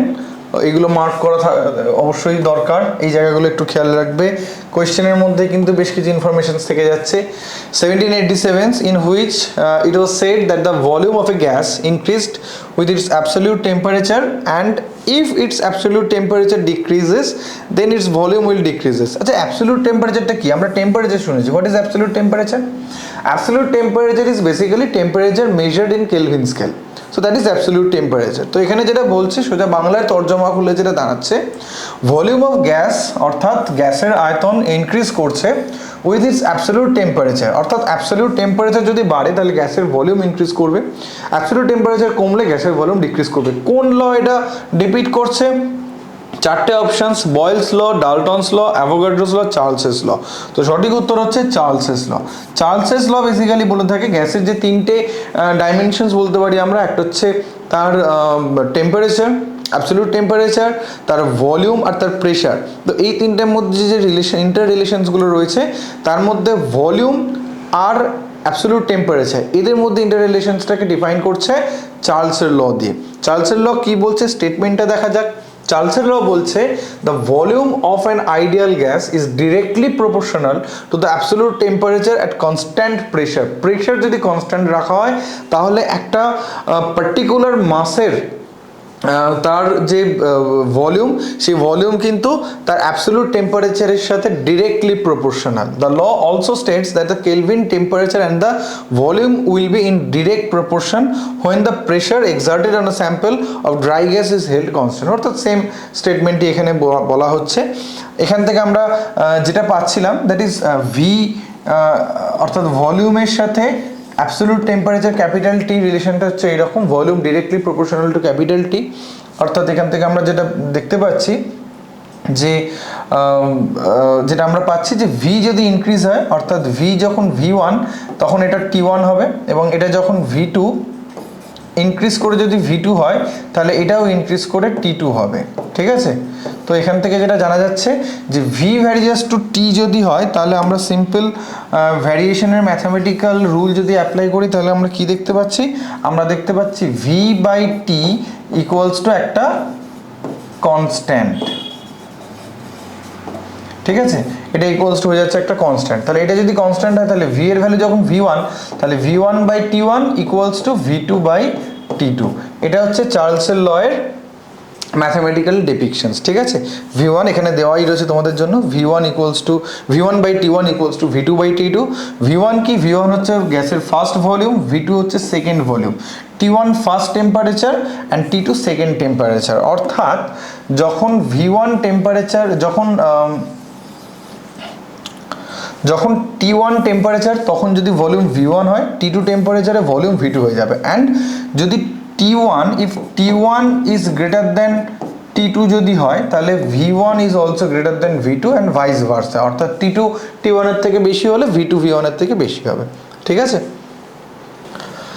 question number 10, in which year was the Doppler effect discovered by Austrian scientist Christian Doppler that describes the change in frequency of any kind of sounds or light wave produced by a moving source with respect to an observer? ঠিক আছে, 1846, 1844, 1842, 1840 চারটে options রয়েছে। আমরা একটু দেখে নিই আগে Doppler effect জিনিসটা কি। ডপলার এফেক্টস হচ্ছে একটা রিয়েল লাইফ এক্সপিরিয়েন্স যদি আমাদের হয়, দেখবো একটা অ্যাম্বুলেন্স সাপোজ হুটার বাজিয়ে আসছে আমাদের দিকে, তো সেই অ্যাম্বুলেন্সটা যদি আমরা দেখি দুজন লোক রয়েছে, সাপোজ এখানে person A, this is person A and this is person B and person B. তো এদের দুজনের মধ্যে যদি দেখা যায় পার্সন বি এর কাছে যে সাউন্ডটা যাবে সেই সাউন্ডটা কিন্তু অনেক হাই ফ্রিকোয়েন্সিতে যাবে, পার্সন এ এর কাছে যে সাউন্ড আসবে সেটা কিন্তু অনেক লো ফ্রিকোয়েন্সিতে আসবে। এটাকেই বলা হয় ডপলার এফেক্ট। তো তার কারণটাও দেখতে পাচ্ছ এখানে, এই যে আমরা ওয়েভ ফ্রন্টগুলোকে আমরা এরকম সার্কেল দিয়ে যে বুঝিয়েছি, তো যখন যাচ্ছে তখন ওয়েভ ফ্রন্টগুলোর মধ্যে ডিস্টেন্সটা তোমরা দেখো, প্রত্যেকটা ওয়েভ ফ্রন্টে যদি দেখো ডিস্টেন্স কিন্তু এখানে হচ্ছে খুব কম, খুব কাছাকাছি এখানে আছে। কিন্তু অন্যদিকে উল্টো দিকটাতে যদি আমরা দেখি ওয়েভ ফ্রন্টগুলোর মধ্যে ডিস্টেন্স কিন্তু অনেকটা বেশি হচ্ছে। তো ওয়েভ ফ্রন্টগুলোর ডিস্টেন্স বেশি হচ্ছে বলতে এখানে ওয়েভ লেন্থ বেশি হচ্ছে। ওয়েভ লেন্থ যখন বেশি হবে তখন ফ্রিকোয়েন্সি কিন্তু কম হবে। তাহলে যত ওয়েভ ফ্রন্ট ক্লোজ রয়েছে তার মানে সেখানে হাই ফ্রিকোয়েন্সি, ওয়েভ লেন্থ কম, এদিকে লো ফ্রিকোয়েন্সি, ওয়েভ লেন্থ বেশি। তো আমরা এবারে কোয়েশ্চেনে ফিরে আসি। তো আমাদের এখানে কোয়েশ্চেন যেগুলো রয়েছে তার মধ্যে কোনটা হবে, আমাদের সঠিক উত্তর হবে অপশন সি 1842। 1842 সালে এই ডপলার এফেক্ট কিন্তু ডিসকভার্ড হয়েছিল। আশা করি তোমরা বুঝতে পেরেছো ডপলার এফেক্ট কি। নেক্সট চলে আসি আমরা question number 11, which of the following essential to form haemoglobin in blood? চারটে অপশনস রয়েছে, fats, irons, calcium and protein. এর মধ্যে কোনটা হিমোগ্লোবিন ফর্মেশনের জন্য সবথেকে ইম্পর্টেন্ট? আমাদের রাইট অ্যান্সার হচ্ছে আয়রন। এমনি প্রত্যেকটা হিমোগ্লোবিন থাকে কোথায় তোমরা নিশ্চয়ই জানো, হিউম্যান আরবিসির মধ্যে বা প্রত্যেকটা আরবিসির মধ্যে হিমোগ্লোবিন থাকে, রেড ব্লাড কর্পাসেলসে। হিমোগ্লোবিনের কারণে মেনলি রক্তের রং লাল হয়, এবং হিমোগ্লোবিন হচ্ছে বেসিক্যালি এক ধরনের পিগমেন্টস যেটা অক্সিজেন ক্যারি করে, অক্সিজেন ক্যারিং পিগমেন্টস, যার মেজর কম্পোনেন্টস হচ্ছে আয়রন। আমরা স্ট্রাকচারটা যদি দেখি হিমোগ্লোবিনের একটু দেখতে পাবো, কিন্তু হিমোগ্লোবিনের একটা 3 ডাইমেনশনাল স্ট্রাকচার রয়েছে। দু ধরনের তোমরা দেখছো, একটা ব্লু কালার দিয়ে রিপ্রেজেন্ট করা রয়েছে এবং আরেকটা পোর্শন রেড কালার দিয়ে রিপ্রেজেন্ট করা রয়েছে। ব্লু কালার এবং রেড কালার দিয়ে অর্থাৎ এখানে বোঝানো হচ্ছে দু রকম টাইপের গ্লোবিন প্রোটিন থাকে। একটাকে বলা হয় আলফা গ্লোবিন প্রোটিন এবং অপরটি হচ্ছে বিটা গ্লোবিন। আলফা গ্লোবিন এবং বিটা গ্লোবিন এই দু ধরনের গ্লোবিন প্রোটিন রয়েছে এবং তাদের মধ্যখানে থাকে একটা Fe++ iron plus plus Fe++ molecules. ঠিক আছে, তো এখানে সঠিক উত্তর হচ্ছে আমাদের Fe++ Fe2+ বা ফেরাস আয়ন বা আয়রন। চলে যাবো আমাদের নেক্সট কোয়েশ্চেনে, question number 12, which of the following can degrade detritus into simplier organic substance. Detritus বলতে কাদের বোঝানো হচ্ছে? ডেট্রিটাস বলতে বোঝানো হচ্ছে মূলত সেই সকল অর্গানিক সাবস্টেন্সকে যেগুলো আর কাজে লাগে না, যেগুলো অর্গানিক বলা যেতে পারে, যে সকল ওয়েস্ট প্রোডাক্টস বা এই ধরনের খাবার দাবার যেগুলো পচে যাচ্ছে, এই ধরনের জিনিসগুলোকে বলা হয় ডেট্রিটাস। তো সেগুলোকে ডিগ্রেড করার জন্য কি ইউজ করা হয়? অ্যালগি করতে পারে, ফাইটোপ্ল্যাঙ্কটন করতে পারে, ফাঙ্গাল এনজাইম করতে পারে, আর লাইকেন্স করতে পারে। সঠিক উত্তর হবে ফাঙ্গাল এনজাইম। ফাঙ্গাল এনজাইম, ফাঙ্গিরা মূলত এই ডেট্রিটাস ইটার হয়, অর্থাৎ তারা কোনো ডেড অর্গ্যানিক ম্যাটারের উপর তারা সাধারণত তাদের থাকে এবং সেখান থেকে তারা তাদের নিউট্রিয়েন্টসগুলো কালেক্ট করতে থাকে। ঠিক আছে, বাদ বাকি যে চারটে অপশনস রয়েছে এদের মধ্যে কেউ কিন্তু ডেট্রিটাস ইটার হয় না। অ্যালগি কমপ্লিটলি অটোট্রফিক, নিজেদের খাবার নিজেরা তৈরি করতে পারে, ফাইটোপ্ল্যাঙ্কটনও তাই। লাইকেনের ক্ষেত্রে যখন আমরা দেখবো, এখানে দেখবো ওদের একটা সিম্বায়োটিক রিলেশনশিপ থাকে between an algae and a fungi. চলে যাবো আমাদের নেক্সট কোয়েশ্চেনে, what is the correct order of radiations in descending order of frequencies? চারটে অপশনস রয়েছে, infrared, microwave, radio wave, X-ray. Option এতে ছিল এটা। অপশন বিতে রয়েছে radio wave, X-ray, microwave, infrared. Option সিতে আছে X-ray, infrared, microwaves and radio waves. And option D infrared, microwave, X-ray, radio waves. এর মধ্যে মনে রাখবে আমাদের এটা বলেছে ডিসেন্ডিং অর্ডার অফ ফ্রিকোয়েন্সি। সব থেকে বেশি ফ্রিকোয়েন্সি হচ্ছে কার? সব থেকে হাই ফ্রিকোয়েন্সি যে চারটে আমাদের রয়েছে ঘুরিয়ে ফিরিয়ে, হাই ফ্রিকোয়েন্সি হচ্ছে এক্সরে। তো এখানে সব থেকে বেশি হাই ফ্রিকোয়েন্সি এক্সরে কোন অপশনে রয়েছে? অপশন সিতে রয়েছে। তাহলে অপশন সি হবে আমাদের রাইট অ্যান্সার। এক্সরে, তারপরে ইনফ্রারেড, তারপরে মাইক্রোওয়েভ, তারপর রেডিও ওয়েভ। আমরা একটা চার্ট ছোট্ট করে একটু দেখে নিই, যেখানে ওয়েভলেন্থ এবং ফ্রিকোয়েন্সি দিয়ে বোঝানো হয়েছে। বেসিক্যালি এই যে ওয়েভস যেগুলো রয়েছে, এক্সরে বা এই চারটে যেগুলো রয়েছে, তার সাথে ধরা যাক যে ভিজিবল লাইট যেগুলোকে আমরা দেখতে পাই, এগুলো সবই কিন্তু আসলে এগুলো পুরো হচ্ছে ইলেকট্রোম্যাগনেটিক ওয়েভ বা তড়িৎ চুম্বকীয় তরঙ্গ। তো এখানে তোমরা দেখতে পাচ্ছ ওয়েভলেন্থগুলো, আর এখানে দেখতে পাচ্ছ সেটা হচ্ছে এদের ফ্রিকোয়েন্সিগুলো। একটা জিনিস লক্ষ্য করো যে ওয়েভলেন্থ যত ওপর থেকে নিচে নামছে, ওপরে হচ্ছে সব থেকে বেশি রয়েছে, 1 কিলোমিটার, 10 মিটার, 10 সেন্টিমিটার, অর্থাৎ এটা যত নিচে নামছে ক্রমশ কমছে। অন্যদিকে দেখো ফ্রিকোয়েন্সি ওপর দিকে সব থেকে কম, 300 কিলো হার্টস, তারপরে 30 মেগা হার্টস, তারপরে গিগা হার্টস, 300 গিগা হার্টস। তাহলে এদিক থেকে যেরকম ওয়েভলেন্থ কমছে, ফ্রিকোয়েন্সি কিন্তু আস্তে আস্তে আস্তে আস্তে ক্রমশ বাড়ছে, কিলো হার্টস থেকে মেগা হার্টস, মেগা হার্টস থেকে গিগা হার্টস, তারপরে 300 গিগা হার্টস, 3 × 10⁻13 হার্টস ক্রমশ বাড়ছে। অর্থাৎ এখান থেকে ওয়েভলেন্থ এবং ফ্রিকোয়েন্সির একটা সম্পর্ক তোমরা জানতে পারলে যে ওয়েভলেন্থ যত ইনক্রিজ করবে ফ্রিকোয়েন্সি তত ডিক্রিজ করবে, তত ডাউন হতে থাকবে। এবং এখানে দেখতে পাচ্ছি আমরা সবথেকে বেশি ওয়েভলেন্থ এবং সবথেকে কম ফ্রিকোয়েন্সি অ্যাজ ওয়েল রয়েছে রেডিও ওয়েভসের, তারপরে মাইক্রোওয়েভ অ্যান্ড ইনফ্রারেড। তারপরে এই যে সাদা পোর্শনটুকু, এর মধ্যে দেখো একটা ব্যান্ড এখানে তৈরি করা রয়েছে, this is basically visible lights. Visible region যে পোর্শনটা আমরা আমাদের লাইট সেন্সিটিভ সেলসগুলো তারা ওখানে সেন্স করতে পারে, সেটা এই পোর্শনটাতে রয়েছে, তার রেঞ্জটা। তারপরে আলট্রাভায়োলেট, এক্সরে এবং গামারে। এই অর্ডারটা কিন্তু অবশ্যই সবাই মনে রাখবে, ঠিক আছে? চলে যাবো আমাদের নেক্সট কোয়েশ্চেনে।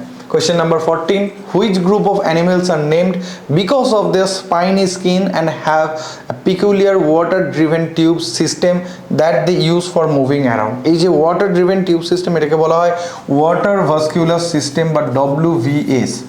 ঠিক আছে, চারটে অপশনস রয়েছে, হেমিকর্ডাটা, অ্যাস্কহেলমিনথেস, এখাইনোডার্মাটা, মোলাস্কা। এখানে আমাদের সঠিক উত্তর হবে এখাইনোডার্মাটা। এখাইনোডার্মাটা বাংলায় বলা হয় এদের কণ্টক ত্বক। ঠিক আছে, তো এদের এই কিছু টিউব ফিট থাকে এবং বডিতে বেশ কিছু স্পাইনস থাকে, সেই জন্য ওদের এই নামটা এসছে। এবং এদের ওয়াটার ভাস্কুলার সিস্টেম থাকে বডির ভিতরে, একটা ক্যানাল লাইক স্ট্রাকচার, যার ভিতর দিয়ে মিললে ওরা ওয়াটার ট্রান্সপোর্ট করে এবং মুভমেন্টের জন্য ওরা ইউজ করে। আমরা কতগুলো দেখে নেবো ওয়াটার আমাদের আমাদের এখাইনোডার্মাটা যে ফাইলামটা রয়েছে তার মধ্যে থাকা, এটা বেসিক্যালি এটা হচ্ছে 9th ফাইলাম। আমাদের অ্যানিমেল কিংডমকে যে ফাইলামগুলোতে ডিভাইড করা হয় এখাইনোডার্মাটা তার মধ্যে 9 নম্বরে আসে এখাইনোডার্মাটা। তো দেখতে পাচ্ছি আমরা star fish, the scientific name Asteroidea. আমরা একটু লিখে নিই,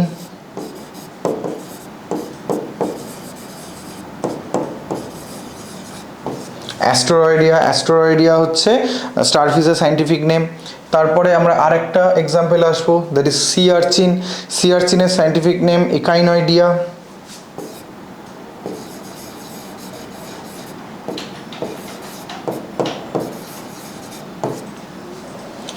তারপরে চলে আসছে আমরা সি কিউকাম্বার বা সমুদ্র শসা বলা হয়, এটাও কিন্তু এক ধরনের একাইনোডার্মার মধ্যে আছে। তোমরা দেখতে পাচ্ছ স্পাইনি যে স্পিকিউলসগুলো রয়েছে বডির বাইরে, ঠিক আছে, এদের নাম হচ্ছে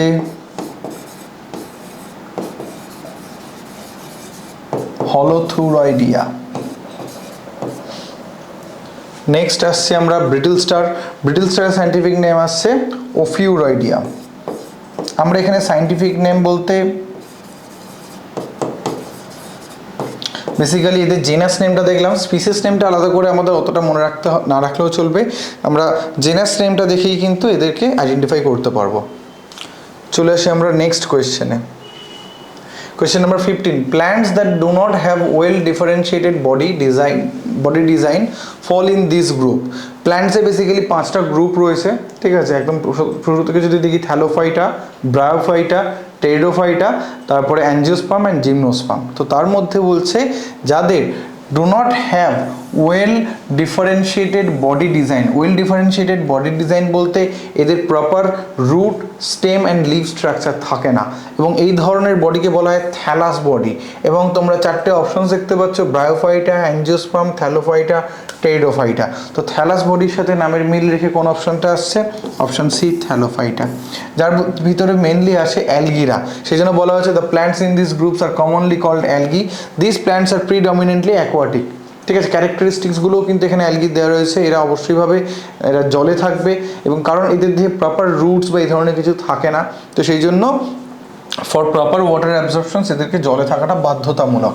আমরা একটা ছবি দেখে নিতে পারি একটা থ্যালোফাইটার, ঠিক আছে, এবং এদের এই যে স্ট্রাকচারটা দেখলেই তোমরা বুঝতে পারছো যে এখানে কোনো প্রপারলি এদের রুট স্টেম কিচ্ছু কিন্তু বোঝা যাচ্ছে না, ঠিক আছে, বা জাস্ট একটা গ্রিন বডি, এবং এই বডিটাকে বলা হয় thallus body.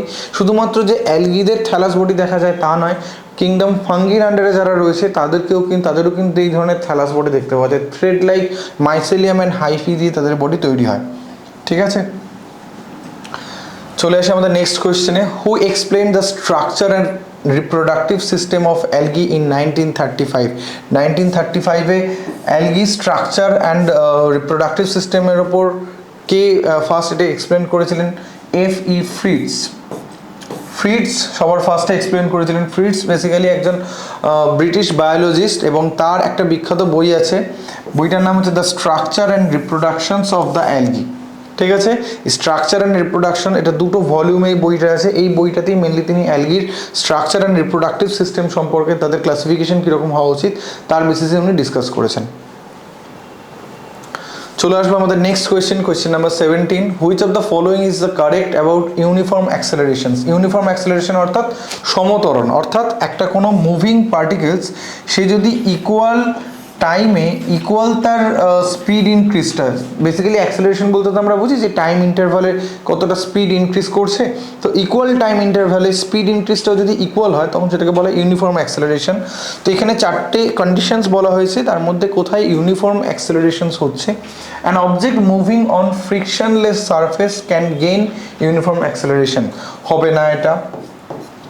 An object under free fall is an example of uniform accelerations, এইটা হবে আমাদের সঠিক উত্তর। বাকি অপশনসগুলো দেখিনি কি বলছে। An object moving with constant speed is an example of uniform accelerations, কখনোই নয়, কারণ কনস্ট্যান্ট স্পিডে যখন থাকছে তখন তার অ্যাক্সেলারেশন হয়ে যাচ্ছে 0, তার চেঞ্জ অফ স্পিড হয়ে যাচ্ছে 0, দ্যাটস ওয়াই অ্যাক্সেলারেশনও কিন্তু তখন 0। Motion of spring is an example of uniform acceleration, কখনোই না। তাহলে আমাদের অপশন সি, ডি, এ হচ্ছে না, রাইট অ্যান্সার হচ্ছে আমাদের option B. And object free fall মানে অভিকর্ষের টানে যখন পড়তে থাকে ক্রমশ একটা অবজেক্ট, তার মধ্যে কিন্তু ইউনিফর্ম অ্যাক্সেলারেশন দেখতে পাওয়া যায়। চলে আসবো আমাদের পরবর্তী প্রশ্নে। Question number 18। The induced current is the highest when the directions of motions of the coil. এই ইনডিউসড কারেন্টের ব্যাপারটা আমরা সেই শুরুর দিকে বলেছিলাম, যেখানে আমাদের অ্যাম্পিয়ারের রুলসটা নিয়ে ডিসকাস করেছিলাম, সেখানে আমরা ফ্লেমিংয়ের রুল বলেছিলাম।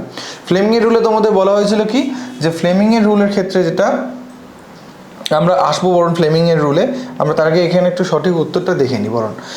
চারটে অপশনস রয়েছে, not at right angles to the magnetic field, at right angles to the electricity, at right angles to the electric source, at right angle to the magnetic field. কোয়েশ্চেনটা ছিল induced current highest কখন হবে, তাহলে সঠিক উত্তর হচ্ছে induced current highest হবে যখন at right angles to the magnetic field.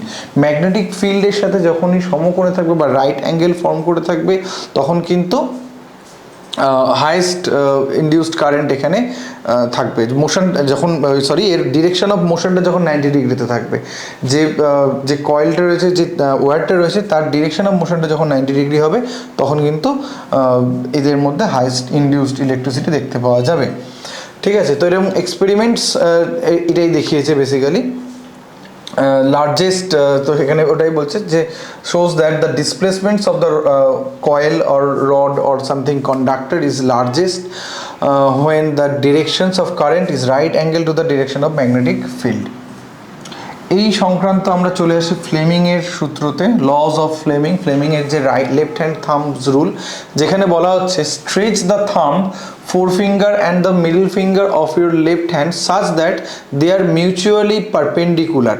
If the first finger points in the directions of the magnetic field and the second finger in the direction of the current, then the thumb will point in the direction of motion of the force of action. অর্থাৎ আমরা আমাদের left হ্যান্ডকে যদি আমরা এরকমভাবে রাখি এবং তার মধ্যে দিয়ে লেফট হ্যান্ডের এই দিকটা, এই পোর্শনটা, এটা যদি ম্যাগনেটিক ফিল্ডকে ইন্ডিকেট করে এবং এটা যদি এটা যদি ম্যাগনেটিক ফিল্ডকে ইন্ডিকেট করে, অর্থাৎ আমাদের ইন্ডেক্স ফিঙ্গার যদি ম্যাগনেটিক ফিল্ডকে ইন্ডিকেট করে, মিডল ফিঙ্গার যদি ইন্ডিকেট করে যে ওয়্যারটা রয়েছে তার মধ্যে দিয়ে ইলেকট্রিসিটি পাস করার ডিরেকশনটা, তাহলে ওয়্যারের মুভমেন্টটা কোন দিকে হবে, কন্ডাক্টরের মুভমেন্টটা কোন দিকে হবে সেটা ইন্ডিকেট করছে আমাদের এই থাম্ব।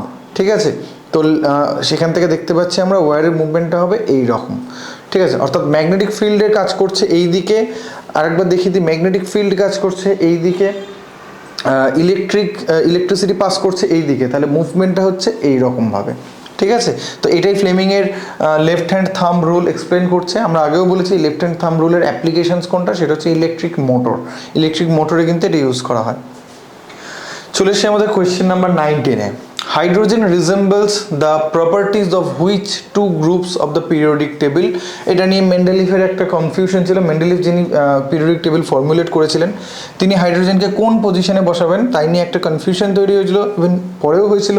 কারণ যে 18টা গ্রুপ রয়েছে পিরিয়ডিক টেবিলে তার মধ্যে দুটো গ্রুপের সাথে হাইড্রোজেনের সিমিলারিটি আছে। কোন কোন গ্রুপ? চারটে options, group 2 group 17, group 1 group 3, group 1 group 7 and group 2 and group 4।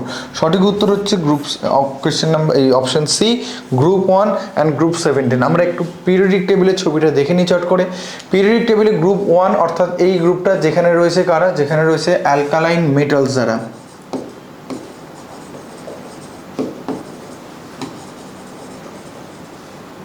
এরা খুবই স্ট্রং হাইলি রিঅ্যাক্টিভ মেটালস এবং এদের প্রত্যেকের ভ্যালেন্সিয়া +1। একই রকমভাবে হাইড্রোজেনও কিন্তু H+ ফর্ম করে একটা ইলেকট্রন রিলিজ করে, তো দ্যাটস ওয়াই হাইড্রোজেনের সাথে এদের একটা কেমিক্যাল সিমিলারিটিস দেখতে পাওয়া যায়।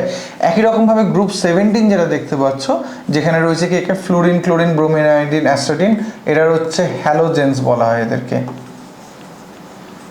হ্যালোজেন্স যারা, এই হ্যালোজেন্সদের সাথেও কিন্তু হাইড্রোজেনের একটা সিমিলারিটি দেখতে পাওয়া যায়। তার একটা মেন সিমিলারিটি হচ্ছে এরা গ্যাসিয়াস ফর্মে থাকে, মেনলি হাইড্রোজেনও গ্যাসিয়াস ফর্মে থাকে, বা বলা যেতে পারে হাইড্রোজেনও একটা নন মেটালস ওদের মতো, আরও ভালোভাবে বলতে গেলে। আর ওরা যেরকম ক্লোরিনরা যেরকম Cl-, ওরা যেরকম 1 ভ্যালেন্সি নিয়ে থাকে, Cl-, F- ফর্ম করে, হাইড্রোজেনও সেরকম কিন্তু একটা ইলেকট্রন নিয়ে H- ফর্ম করে। একদমই ঠিক, হাইড্রোজেন যেরকম একটা ইলেকট্রন ছেড়ে H+ ফর্ম করতে পারে, অর্থাৎ একটা মেটালিক ক্যারেক্টারিস্টিক শো করে, সেরকম নন মেটালের মতো H- কিন্তু ফর্ম করতে পারে হাইড্রোজেন। এই ডুয়াল ক্যারেক্টার কিন্তু হাইড্রোজেনের মধ্যে দেখা যায়।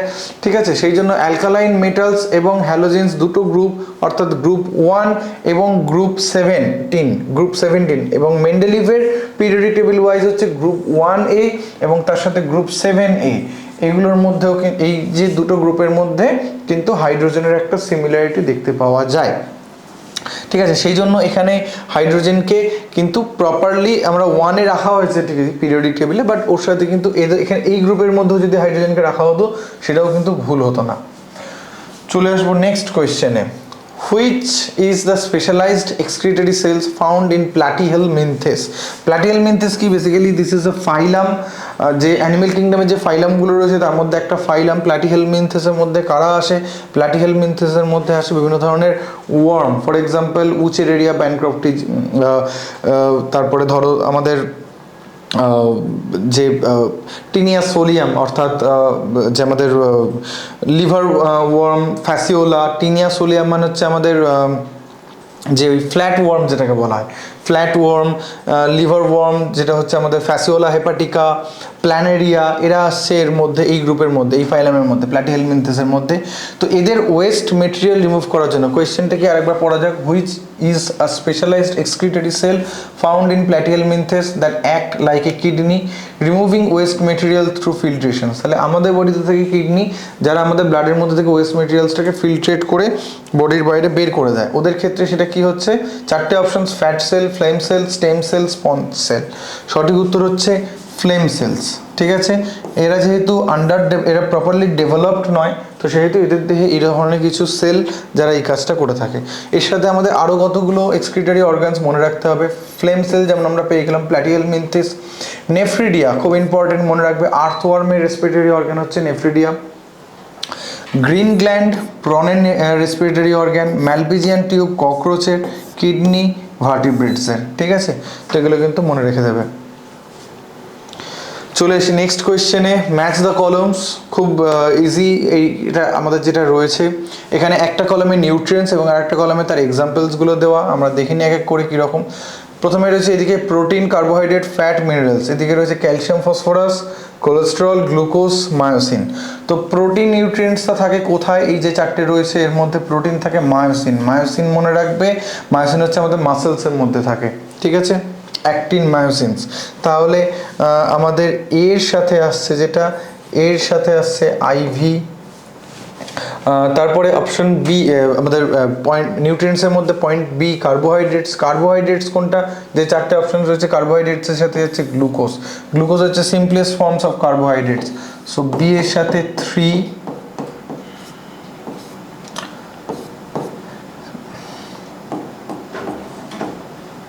এবং সি এর সাথে কে যাচ্ছে? সি এর সাথে যাচ্ছে ফ্যাট। ফ্যাট সিতে রয়েছে ফ্যাট। ফ্যাটের সাথে যাবে কোলেস্টেরল। কোলেস্টেরলের মধ্যে সাধারণত ফ্যাটেরই এক ধরনের পার্ট কোলেস্টেরল। ঠিক আছে, একটা বিশেষ ধরনের রিং স্ট্রাকচার থাকে কোলেস্টেরলের মধ্যে। তাহলে সি এর সাথে আসছে 2 এবং ডি এর সাথে পড়ে যাচ্ছে বাকি এ, মিনারেলস, ক্যালসিয়াম অ্যান্ড ফসফরাস 1। তাহলে এর সাথে কোনটা ম্যাচ করছে? 4 3 2 1। 4 3 2 1 যদি আমরা দেখি তাহলে আমাদের আসছে এই যে 4 3 2 1, অপশন ডি 4 3 2 1 হয়ে যাচ্ছে আমাদের সঠিক উত্তর। ঠিক আছে, চলে যাবো আমরা আমাদের পরবর্তী প্রশ্নে। পরবর্তী প্রশ্ন কি বলছে? What do you call the drugs that bind the receptor sites and inhibits its natural functions? আমরা আগেই ডিসকাস করে নিয়েছি ডিটেলসে, তোমরা সবাই জেনেও গেছো নিশ্চয়ই এটার উত্তর কী হবে, যে এর জাস্ট ন্যাচারাল ফাংশনসটাকে ইনহিবিট করা যার কাজ, সেটা কোনটা? সেটা হচ্ছে আমাদের অ্যান্টাগনিস্ট। অ্যাগনিস্ট হচ্ছে কি? তার সাথে কেমিক্যাল মেসেঞ্জারদের ও মিমিক করছে, করে সেলকে ওর মতো করে কাজ করাতে ইনডিউস করছে, বাধ্য করছে। অ্যান্টাগনিস্ট কিন্তু তা না, অ্যান্টাগনিস্ট বরং অ্যাগনিস্টের বাইন্ড করাটা, বাইন্ডিং সাইটগুলো ব্লক করে দেয় এসে। ঠিক আছে, তো এটা নিয়ে আমরা আগে ডিটেলস আলোচনা করে নিয়েছি। সঠিক উত্তরটা হচ্ছে অপশন সি, অ্যাগনিস্ট। চলে যাবো পরবর্তী প্রশ্নে, question number 23। This is also a match the কলম। দুটো কলম দেওয়া রয়েছে, কলম এ, কলম বি, যেখানে একদিকে রয়েছে আমাদের কতগুলো ফিজিক্সেরই বেসিক্যালি এটা ফিজিক্সের কতগুলো অ্যাপ্লায়েন্স বা কতগুলো থিওরি ল, অন্যদিকে তাদের যে ইনভেন্টর যারা তাদের নামগুলো রয়েছে। ঠিক আছে, তো প্রথমে আমরা যেটা দেখতে পাচ্ছি ইলেকট্রিক কারেন্ট। ইলেকট্রিক কারেন্ট এখানে আসছে, এখানে রয়েছে ইউনিটগুলো, এখানে ইউনিটগুলো রয়েছে এবং এদিকে রয়েছে সেই ফিজিক্যাল যে কোয়ান্টিটিস, যেগুলো ইলেকট্রিক্যাল কোয়ান্টিটি, সেইগুলো। ইলেকট্রিক কারেন্টের ইউনিট আমরা জানি কি? অ্যাম্পিয়ার। পোটেনশিয়াল ডিফারেন্স আমরা মেজার করি ভোল্ট ইউনিটে। ক্যাপাসিটেন্স আমরা মেজার করি ফ্যারাড। অ্যান্ড ইন্ডাকটেন্স আমরা মেজার করি হেনরি ইউনিটে। তাহলে 1 এর সাথে আসছে 1 এর সাথে পেয়ার হচ্ছে ডি, 2 এর সাথে পেয়ার হচ্ছে পোটেনশিয়াল ডিফারেন্সের সাথে ভোল্ট সি, 3 এর সাথে পেয়ার হচ্ছে ক্যাপাসিটেন্সের সাথে পেয়ার হচ্ছে ফ্যারাড বি, এবং ডি ইন্ডাকটেন্স তার সাথে হচ্ছে হেনরি এ। সো DCBA অপশন সি হচ্ছে আমাদের সঠিক উত্তর। চলে যাব পরবর্তী প্রশ্নে। Who found an empirical relationship between the half-life of alpha decay and the energy of the emitted alpha particles in 1911? চারটে options, Fermi and Meitner, option B Geiger and Nuttall, option C Chadwick and Lawrence, option D Soddy and Aston. সঠিক উত্তর হচ্ছে Geiger and Nuttall, এটা হবে আমাদের right answer. What is half life? Half life কি?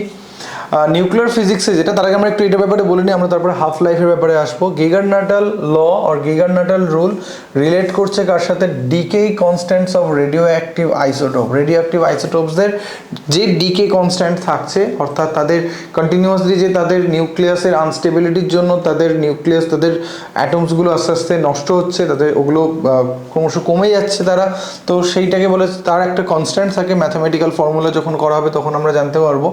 So সেই decay constant of radioactive isotope with the energy of alpha particles, ঠিক আছে?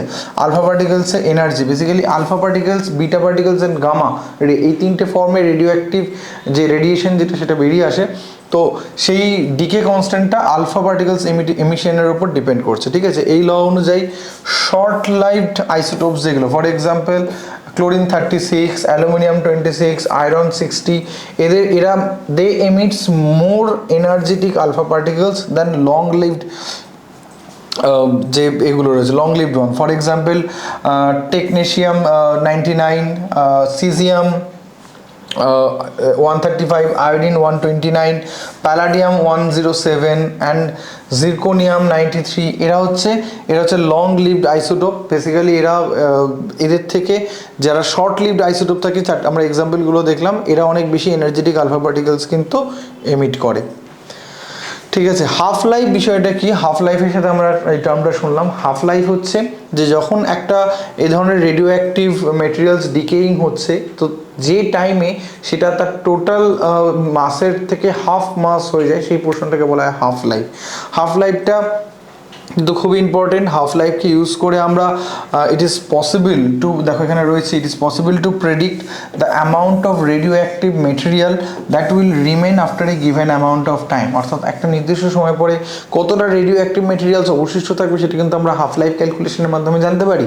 এবং ঠিক রিভার্সিবলি আমরা এটাও জানতে পারি যে যতটা রেডিও অ্যাক্টিভ মেটেরিয়াল অবশিষ্ট রয়েছে তার ডাবল কতদিন আগে ছিল।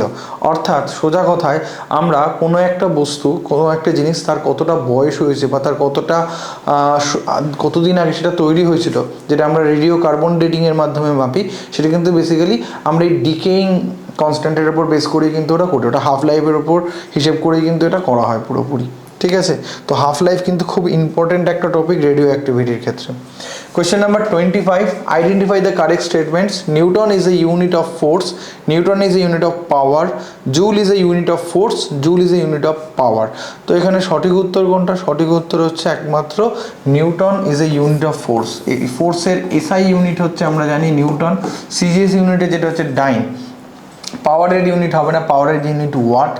তো বাকিগুলো কোনোটাই ম্যাচ করছে না, তাহলে সঠিক উত্তর হয়ে যাচ্ছে Newton is a unit of force.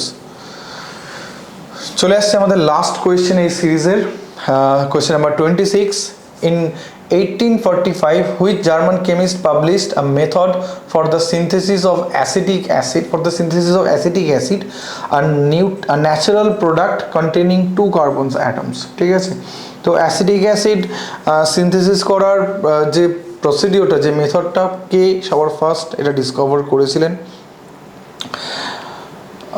তো আমরা অ্যাসিটিক অ্যাসিড কি সেটা একটু দেখে নিই। অ্যাসিটিক অ্যাসিড বেসিক্যালি আমরা সবাই জানি, এটার সাথে মোটামুটি পরিচিত, সংকেত হচ্ছে CH3COOH। ঠিক আছে, এটা সংকেত হচ্ছে CH3COOH, দুটো কার্বন ঘটিত একটা অর্গ্যানিক কম্পাউন্ডস। ঠিক আছে, বেসিক্যালি যে ভিনিগার আমরা ইউজ করি বিভিন্ন ধরনের খাবার দাবার তৈরির সময় বা আচার তৈরির সময়, পিকলস তৈরির সময়, সেই vinegar is nothing but a dilute forms of acetic acid. ঠিক আছে, তো এই অ্যাসিটিক অ্যাসিড প্রথম ডিসকভার করেছিলেন কে? প্রথম ডিসকভার করেছিলেন হচ্ছে আমাদের এখানে যে চারটে অপশনস রয়েছে তার মধ্যে হবে অপশন ডি, হারমান কোলবে। ঠিক আছে, কোলবে 1845-এ German chemist Hermann Kolbe prepared or synthesised acetic acid inorganic components থেকে উনি এটাকে ডিসকভার করেছিলেন। He made a carbon disulphide, প্রথমে কার্বন ডাইসালফাইড তৈরি করেছিলেন উইথ ক্লোরিনের সাথে কম্বাইন, ক্লোরিন দিয়ে, এবং ফর্মড কার্বন ডাইসালফাইডকে ক্লোরিনের সাথে কম্বাইন করে ফর্ম করেছিলেন carbon tetrachloride as the product. ঠিক আছে, কার্বন টেট্রাক্লোরাইড সংকেতটা জেনে রাখবে CCl4। ঠিক আছে, carbon tetrachloride then followed by decompositions by heat to tetrachloroethylene and aqueous chlorination to trichloroacetic acid. ঠিক আছে, টেট্রাক্লোরোইথিলিন এবং অ্যাকোয়াস ক্লোরিনেশন করে এবং সেটাকে হিট ডিকম্পোজিশন করে সেখান থেকে ট্রাইক্লোরোঅ্যাসিটিক অ্যাসিড ফর্ম হয়, এবং ফাইনালি সেটা ইলেকট্রোলাইটিক রিডাকশন করার পরে আসে অ্যাসিটিক অ্যাসিড। ঠিক আছে, তো কোলবে সবার ফার্স্ট অ্যাসিটিক অ্যাসিডকে কিন্তু এরকমভাবে ডিসকভার করেছিলেন। তো আমাদের সিজিএলের যে previous year question, CGL tyre 2 আমাদের এখানেই শেষ হচ্ছে ভিডিও। তোমাদের যাদের আগামী দিনে তোমরা সিজিএল টায়ার 2 দিতে যাবে তাদের ক্ষেত্রে কিন্তু খুব গুরুত্বপূর্ণ এই কোয়েশ্চেন্সগুলো, এই প্যাটার্নগুলো, তোমরা এই ধরনের প্যাটার্নগুলোই কিন্তু ভালো করে দেখতে থাকো। যে চ্যাপ্টারগুলোর হলো আমরা দেখলাম কোন কোন চ্যাপ্টারগুলোর ওপর আমাদের এখানে হলো। কেমিস্ট্রির ক্ষেত্রে যেমন আমরা দেখলাম কিন্তু যে অর্গ্যানিক কেমিস্ট্রি খুব ইম্পর্টেন্ট, ফিজিক্সের ক্ষেত্রে ইলেকট্রিসিটি খুব ইম্পর্টেন্ট কিন্তু একটা পার্ট হয়ে দাঁড়াচ্ছে, বায়োলজির ক্ষেত্রে ডেফিসিয়েন্সি, ডিজিজ, অর্গ্যানিক মলিকিউলস সেগুলো খুব কিন্তু একটা ইম্পর্টেন্ট পার্ট। তো তোমরা ওই পার্টগুলো কিন্তু একটু ভালোভাবে করবে। ঠিক আছে, অবশ্যই যাদের সিজিএল টায়ার 2 থাকবে তাদের। তো ভিডিওটা শেষ অবধি দেখার জন্য, আমাদের সাথে থাকার জন্য তোমাদের অনেক অনেক ধন্যবাদ। যারা ভিডিওটা যদি তোমাদের ভালো লেগে থাকে, যদি তোমাদের কিছু বলার থাকে বা তোমাদের এক্সট্রা কিছু যদি জানার থাকে, তোমরা কিন্তু অবশ্যই কমেন্ট সেকশনে জানাতে পারো। এছাড়া আমরা তো এরকমভাবে বিভিন্ন এক্সামের চ্যাপ্টার ওয়াইজ বা টপিক ওয়াইজ বা এক্সাম ওয়াইজ আমরা কিন্তু এই ধরনের রিভিশন সেট ভবিষ্যতেও নিয়ে আসবো তোমাদের জন্য। তোমাদের থেকে যদি ভালো ফিডব্যাক পাই তো আমরাও কিন্তু একটু উদ্বুদ্ধ হব, আমরাও মোটিভেশন পাবো সেগুলো বাড়তি। আর তাছাড়া আমাদের কিন্তু প্রত্যেকটা সাবজেক্টের চ্যাপ্টার ওয়াইজ আমরা একটা ডিসকাশন নিয়ে আসছি, আমাদের চলছে chapter wise discussion from basic to advance. এটা সব কটা পরীক্ষার কথা মাথায় রেখে কী ধরনের কোয়েশ্চেন আসে, কীরকম প্রিপারেশান, কোন কোন জোনগুলোতে প্রিপারেশনটা রাখো সেইগুলোর উপর আমাদের আছে, তোমরা সেগুলোও কিন্তু দেখবে। প্লেলিস্ট কিন্তু আমাদের করা রয়েছে। তো আমাদের চ্যানেলটা, আমাদের কন্টেন্ট যদি ভালো লাগে অবশ্যই লাইক, শেয়ার অ্যান্ড সাবস্ক্রাইব করবে। বেল আইকনটা অবশ্যই প্রেস করবে যাতে নতুন ভিডিও যখনই আমাদের আসবে তোমাদের কাছে যেন নোটিফিকেশন পৌঁছে যায়। Okay, thank you and have a nice day.